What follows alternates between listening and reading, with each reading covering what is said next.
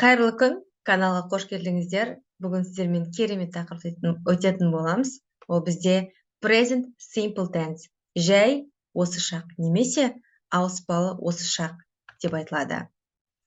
Сіздермен бірге Ақнұр Бейсенбайқызы бүгін сабақты өте жеңіл әрі оңай жолмен түсіндіретін боламын. Сабақты әрі қарай көру үшін лайк басып, подписаться все батырмасын басып қойыңыздар. Ал менімен бірге кеттік.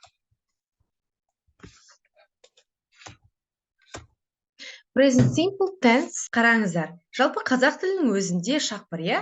Past өткен, present осы, future келер, алдағы шақ деген сөз. Simple present on the timeline қарап тұрсаңыздар, төменгі линияда қазіргі моментте болып жатқан ситуация екен, иә? Present simple ең бірінші қолданысы. For general statements of fact, яғни present simple'дің негізгі қолданысы біріншісі. Жалпы факт, дәлел туралы ақпаратта қолданады екенбіз.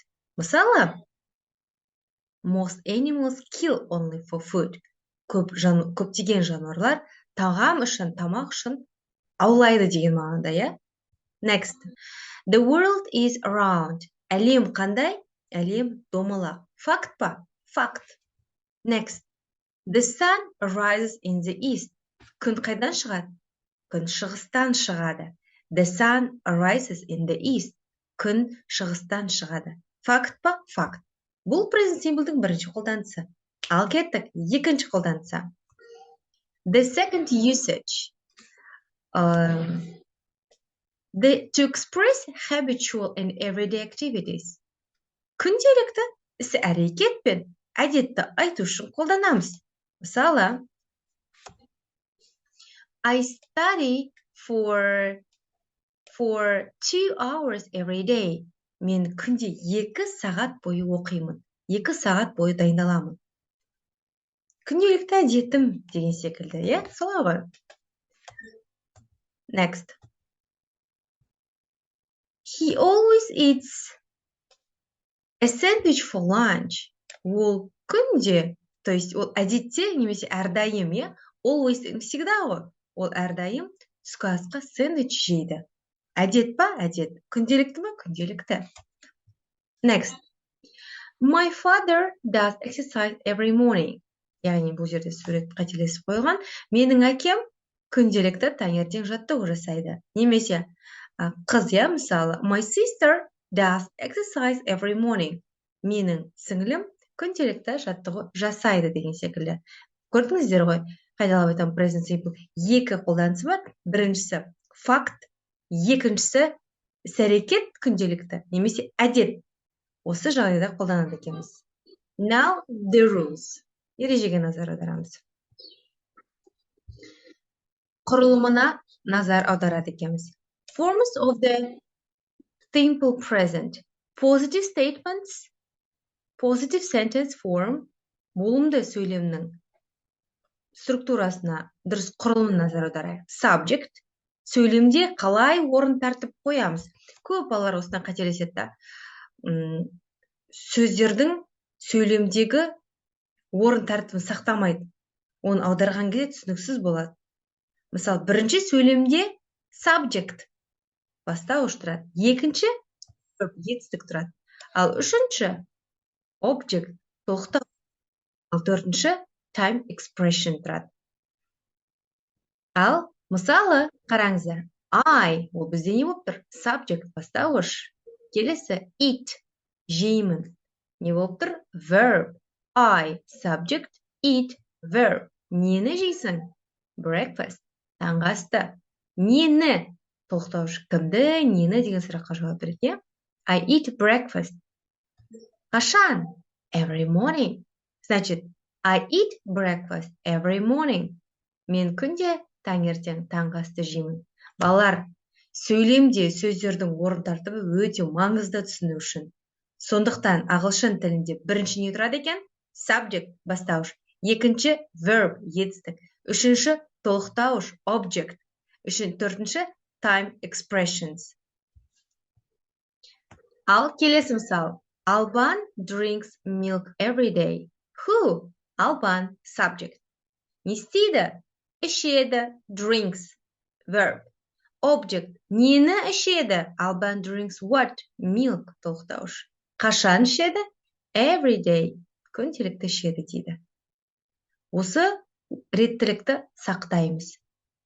But don't forget, ұмытпаймыз. Нені? Қараңыздар. The rule.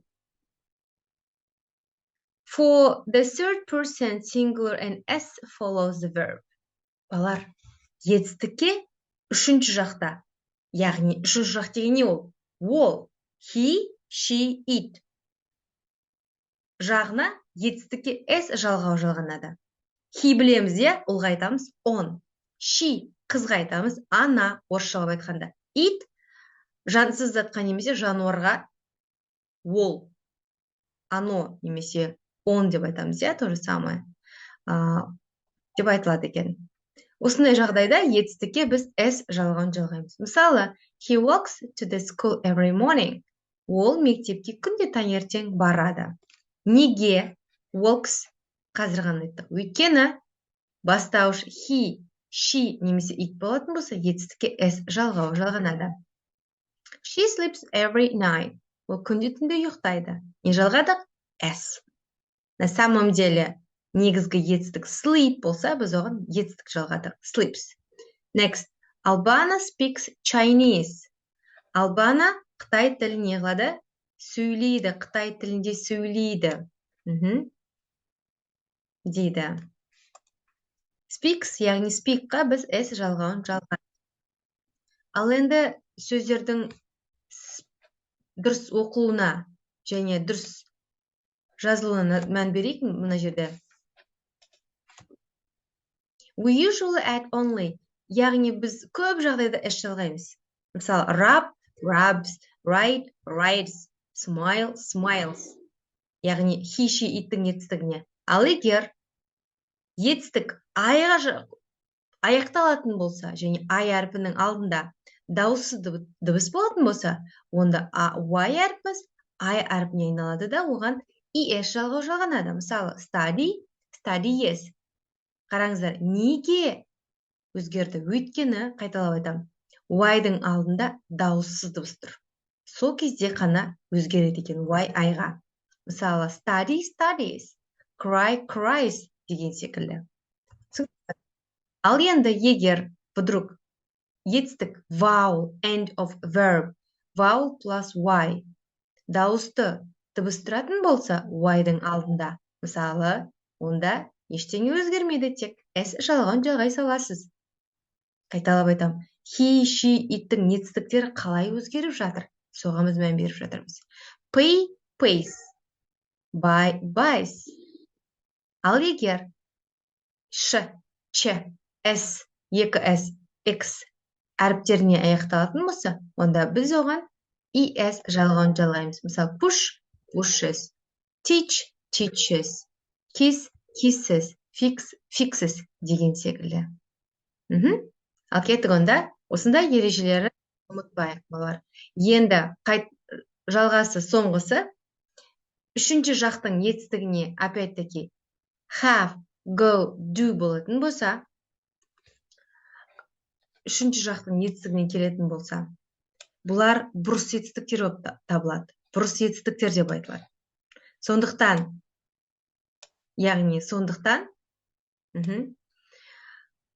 олар өзгерісі басқаша болады. Мысалы, have, has, do, does, және go, goes деген секілді.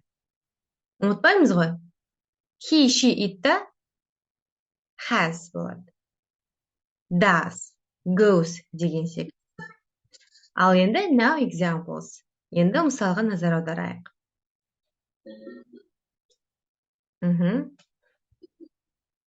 He cleans the school every day. Ол күнделікті мектепті жуады. Неге жалғау жалғанды? Өйткені бастауыш бізде he. Келесі. They clean the streets every day. Олар көшені күнде тазалайды. Қараңызшы, күнде деп тұр, күнделікті әрекет айтып жатыр. Келесі. He wakes up early. Ол ерте тұрады. He wakes up early. ол ерте тұрады, әдет. My friends like playing soccer. Менің достарым футбол ойнағанда, американский футбол ойнағанды жақсы көреді. Нұрлан likes playing soccer. Нұрлан футбол ойнағанда жақсы көреді. Опять-таки, Нұрлан ол бізде жекеше тұр he ғой. Есімдікті қоятын болсақ. Сондықтан s жалғауы жалған тұр екен. Ал енді тағы да бір назар аударыңыздар. Болымды түрде s жалғауы жалғаймыз he she'да. I drive, we drive, you drive, they drive. S жалғаймыз he, she, иттің ғана етістігіне. Ұмытпайық, Ал кеттіген болымсыз түрі қалай болады деп ойлайсыз? Тура пауза оқып қойыңызды ойланыңызшы. Болымсыз түрі negative sentence. Ал don't және doesn't are used in the negative form. Болымсыз сөйлем жасау үшін бізге don't және doesn't көмекке келеді екен. Мысалы, формуласы деп қабылдайық, Subject бастауыш плюс do does плюс not және verb object. Мысалы, қараңыздар, subject қан. We, кім біз, do not smoke cigar. We don't smoke cigar. Біз сигарет шекпейміз. Получается, шекпейміз, яғни ол бізде болымсыз түрі екен. Немесе, Семра does not eat meat. Семра ет жемейді. Байқаған шығарсыздар. He, she, itта не болып тұр? Does болып тұр, does not eat. Бірақ, don't forget. Бірақ ұмытпаймыз, балар. Do not ол толық түрі. Ал don't қысқартылған түрі. Does not оның қысқартылған түрі doesn't. Есте сақтаңыздар, окей? A reminder. She doesn't play tennis every day. Дұрыс па? No, дұрыс емес. Қате не? Қалай ойлайсыздар? Пауза қойып ойланыңыздар. Бұл жерде қате plays. Яғни бұл жерде s болмайды. Өйткені, қайталап айтам, does жүрген кезде етістік әлсірейді. Does, doesn't, does жүрген кезде етістіктің өзі қолданылады екен. Оның дұрысы, she doesn't play tennis every day. Okay? Енді болымсыз түрін қарап көрейік. I don't read newspaper. We don't play tennis. You like soccer. They don't drink alcohol. He doesn't speak French. She doesn't eat meat. It doesn't know Chinese дейді. Өте оңай. Болымсыз сөйлемде do doesn't етістікте ешқандай өзгеріс жоқ. Ал кеттік, now examples, келесі мысалдарға назар аударайық. Мысалы, he doesn't like working. Оған жұмыс істеген ұнамайды. Next. They don't like each other. Олар бір-бірін ұнатпайды. They don't like. Ал енді interrogative sentence-ға келдік. Ол бізде interrogative дегеніміз не? Яғни сұраулы сөйлем екені interrogative sentence. Rule, яғни ол бізде ережесі қандай? Do and does are used in this form. Балар, сұраулы сөйлемде және болымсыз сөйлемде келеді ғой бізде do does. Do and does ол осы формуласында қолданылады екен. The form. Do does бірінші сөйлемнің басына жүгіріп шығады. Next, subject, verb, plus object. Ал көрейік. И және сұрау белгісі. Мысалы, do they speak English? Do they speak English? Және тонация өзгеріп тұр. Do they speak English? Немесе, үшінші жақта қойып көрейік. Does she learn physics? Does she learn physics? Ол физиканы үйренеді ма? Немесе үйреніп жатыр ма? Неге does? Өйткені мына жерде she болып тұр. Ал кеттік онда. Құрылымына назар аударайық. Do I read newspaper? Do we play tennis? Do you like soccer? Do they drink alcohol? Do they speak French? Does he eat meat? Does she know Chinese? Яғни сұраулы сөйлемде түсінікті деп ойлаймын. Now examples. Енді мысалдарға мән берейік, иә? Do you swim in the mornings? Сен таңертең шомыласың ба? Do you swim in the mornings?